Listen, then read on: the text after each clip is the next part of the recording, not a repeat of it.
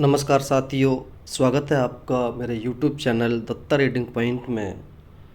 जैसा कि आप सभी जानते हैं कि जुलाई 2025 में यूपीटीजीटी एग्ज़ाम होने की संभावना है, जैसा कि डेट निर्धारित की गई है।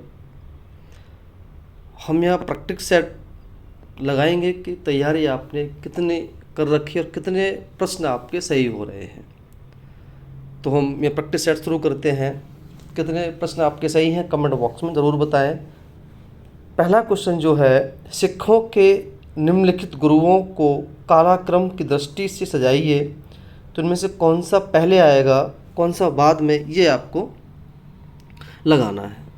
तो आपके पास केवल 5 सेकंड का समय होगा, इतने में आप इसे लगा सकते हैं। तो इसका जो सही आंसर होगा वो आपका हो जाएगा ऑप्शन नंबर डी, यानी कि पहले गुरु हरकिशन सिंह, उसके बाद तेग बहादुर जी, फिर गोविंद सिंह, उसके बाद बंदा बहादुर जी। नेक्स्ट क्वेश्चन आपका जो आता है वो है, डैश में शिवाजी का राज्याभिषेक हुआ था। तो यहाँ जो राज्याभिषेक हुआ शिवाजी जी का वो हुआ 1674 ईस्वी में।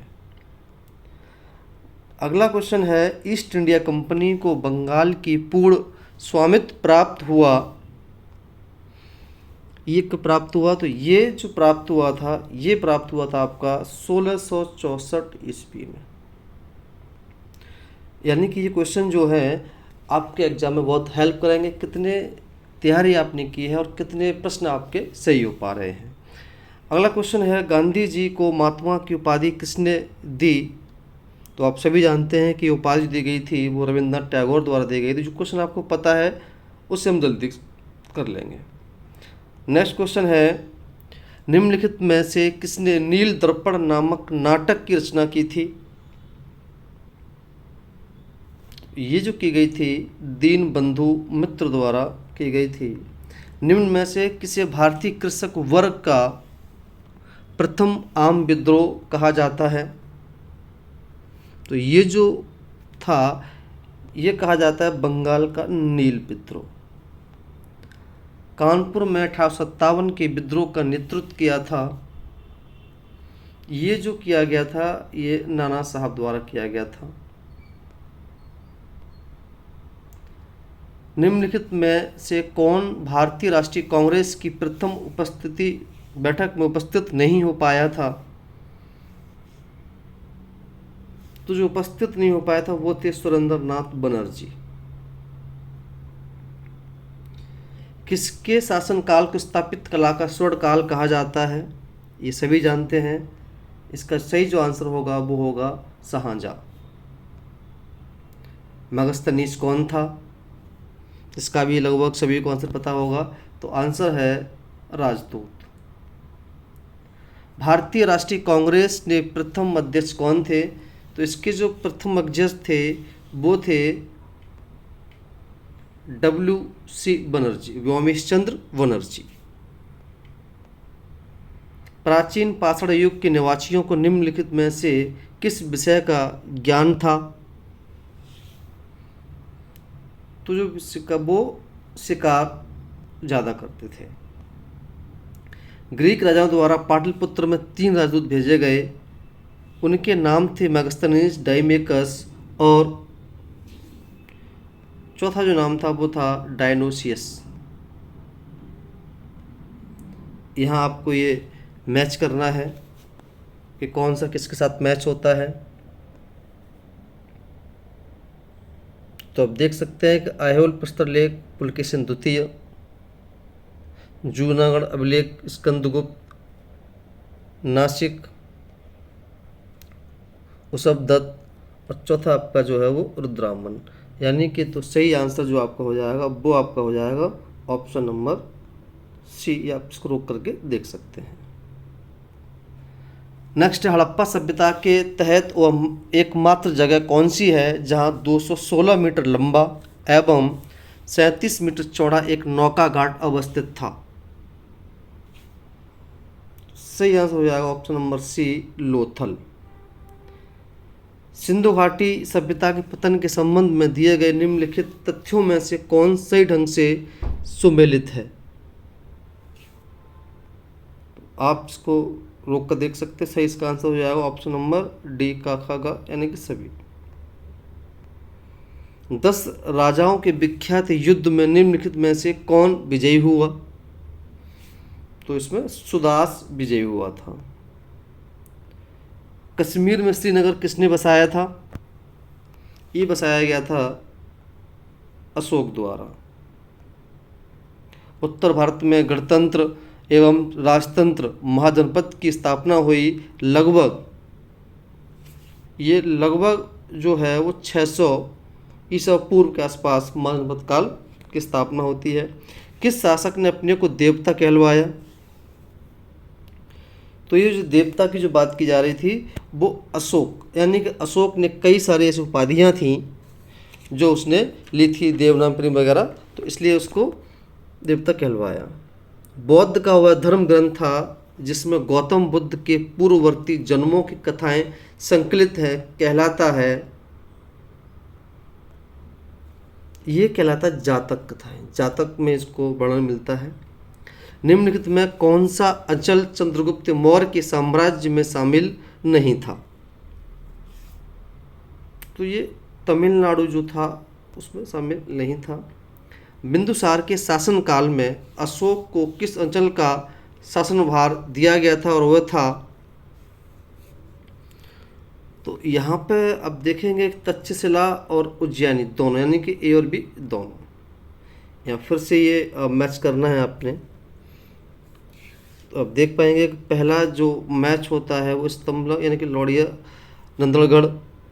दूसरा आपका हो जाता है सांड वाली राजधानी रामपुरवा। लोमर्स जो गुफा थी वो बरवर हिल्स, जो पच जाता है वो आपका ऊपर। तो आंसर जो होगा वो आपका हो जाएगा ऑप्शन नंबर सी। नेक्स्ट है मौर्य साम्राज्य के पतन का एक संभावित कारण था। तो यहाँ आंसर जो होगा वो होगा विशाल सैन्य वाहिनी के रखरखाव में होने वाले खर्च, अधिकारियों को प्राप्त वेतन, जमीन, बंदोबस्त में रहने वाले अर्थयोगी व्यवस्थाएं। शुंग वंश का संस्थापक कौन था? तो सभी जानते हैं लगभग इसको। तो आंसर हो जाएगा option number A, Pushyamitra Shunga. निम्नलिखित में से उत्तरी भारत में कौन अंतिम ग्रीक शासक था? तो ये हिप्पोक्रेटस। गंधार कला पर विशेष प्रभाव था, वो यहाँ ए और बी दोनों का, ग्रीक और रोमन। निम्न में से कौन सा सातवाहन शासकों यवनों एवं पल्लवों के संहारकर्ता के रूप में जाना जाता है? तो ये जाना जाता था गौतमी पुत्र Shri Satakarni.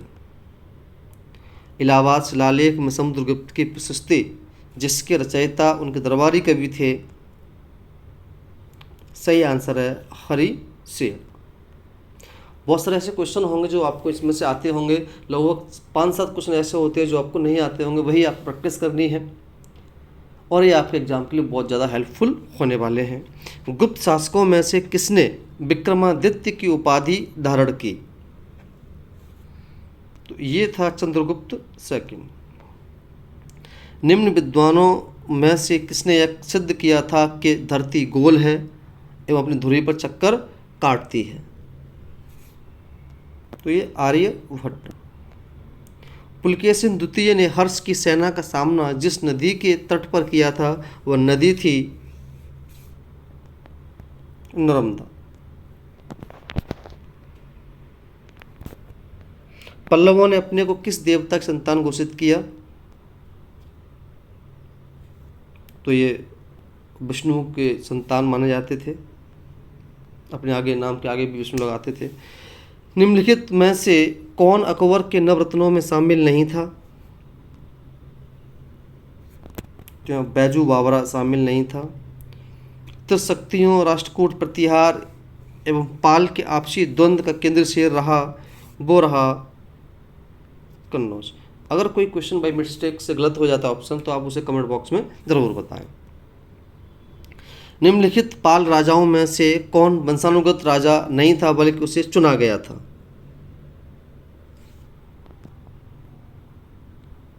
Option number A Gopal. निम्नलिखित में से किस चोल शासक ने कावेरी नदी के मुहाने पर अपनी राजधानी स्थापित की? इसका नाम गैंग कोडचोलपुरम रखा। तो ये रखा राजेंद्र प्रथम ने। सुल्तान महमूद गजनवी ने भारत पर कितनी बार आक्रमण किया? ये बहुत फेमस क्वेश्चन है और कई बार ये पूछा भी गया है। तो सही आंसर होगा 17 बार। महाबलीपुरम के तथा कथित रथ शिल्प के साथ किसका नाम विशेष रूप से युक्त है? तो ये है नरसिंह वर्मन फर्स्ट। तराइन के द्वितीय युद्ध के पश्चात तुर्की शासक के अंतर्गत जो क्षेत्र हस्तांतरित हो गया वह क्षेत्र था, यानी कि ए और बी दोनों, पूर्वास्तान और दिल्ली। मोहम्मद गौरी की मृत्यु के पश्चात कुतुबुद्दीन ऐबक ने भारतीय प्रांतों पर शासन किया एवं एक राजवंश की स्थापना की जिसका नाम था, सभी जानते हैं इसको, गुलाम वंश या मामलुक वंश के नाम से इसे जाना जाता है। दिल्ली में मेहरौली के पास स्थित प्रसिद्ध कुतुब मीनार का निर्माण कार्य पूर्ण किया गया, किसके द्वारा किया गया था ये?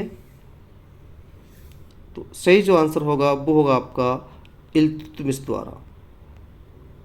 अपने विख्यात नेता चंगेज खां के नेतृत्व में मंगोल प्रथम बार सन डैश में सिंधु नदी के किनारे संगठित हुए। तो ये जो संगठित हुए थे ये आपके हुए थे 1221 ईस्वी में। नियामुद्दीन औलिया थे, सभी जानते हैं कि ये एक सूफी संत के नाम से ये जाने जाते थे। तुगलकाबाद शहर का निर्माण करवाया गया था। तो ये जो करवाया गया था गयासुद्दीन तुगलक द्वारा, यानी कि ऑप्शन नंबर बी। निम्न में से किसने काकोरी कांड में मुकदमे का सामना नहीं किया था? तो जो सामने किया था वो थे चंद्रशेखर आजाद। उत्तर बंगाल की अदीना मस्जिद का निर्माण हुआ था, एक क्वेश्चन कई बार पूछा गया है। तो इसका जो आंसर हो जाएगा वो हो जाएगा आपका option number A Sikandar Shah. All India trade union Congress के बम्बई अधिवेशन की अध्यक्षता किसने की?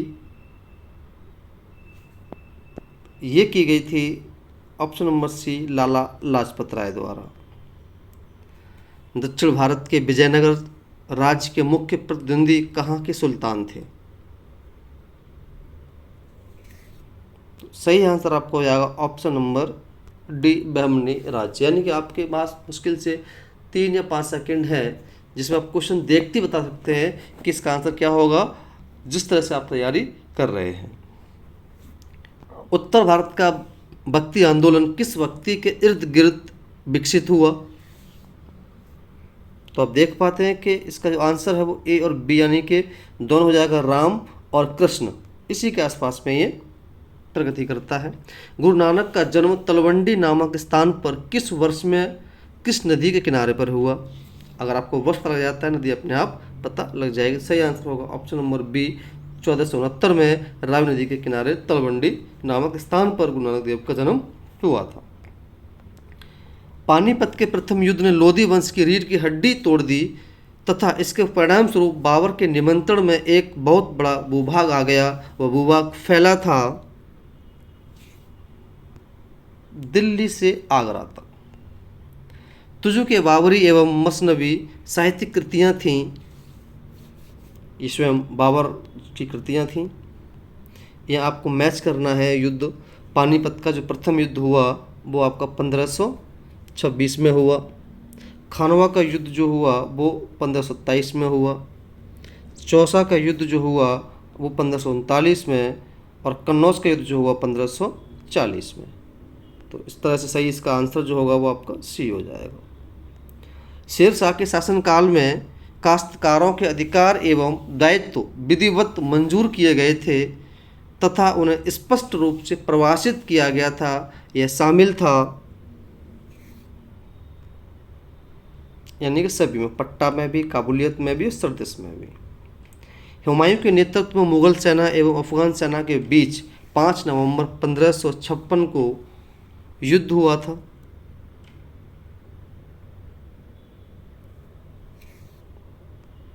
तो ये पानीपत का युद्ध हुआ था। या अकबर जो हो, अकबर आ जाएगा यहाँ पर। अकबर ने जजिया कर समाप्त कर दिया था ये 1564 में। नूरजहां किसकी पुत्री थी? ये पुत्री थी Mirza Ghiyas Beg, option number C. निम्न में से किसने उपनिषदों को फारसी में अनुवाद कराने का पहल की? तो ये की गई थी दारा शिकोह द्वारा। एक ये ऐसा व्यक्ति था, सबसे ज़्यादा पढ़ा लिखा व्यक्ति था। निम्न में किसे बंदोबस्त व्यवस्था भी कहा जाता है? तो ये कहा जाता है दहसाला। मुरीद कौन थे? यानी कि मुरीद एक सूफी शिष्य हुआ करते थे। विजयनगर साम्राज्य की स्थापना कब हुई? तो ये हुई थी ऑप्शन नंबर बी 1336 में। तो दोस्तों ये थे आपके प्रैक्टिस सेट नंबर 1। इसके बाद हम बारी बारी से हिस्ट्री का, ज्योग्राफी का, सिविक्स का, यानी कि हम हर एक सब्जेक्ट का, सामाजिक विज्ञान का, जो 4 सब्जेक्ट होते हैं, हर एक सब्जेक्ट का बारी बारी से प्रैक्टिस सेट इसके लगाते रहेंगे, ताकि ये आपके एग्ज़ाम में आपको सहायता प्रदान कर सकें। अगर आपको वीडियो अच्छी लगी हो तो उसे लाइक करें, सब्सक्राइब करें और कमेंट करें कि अगर आप कोई सजेशन देना चाहते हैं तो वो आप इसमें दे सकते हैं। अगर सुधार की आवश्यकता हो, सुधार भी किया जाएगा। Thank you.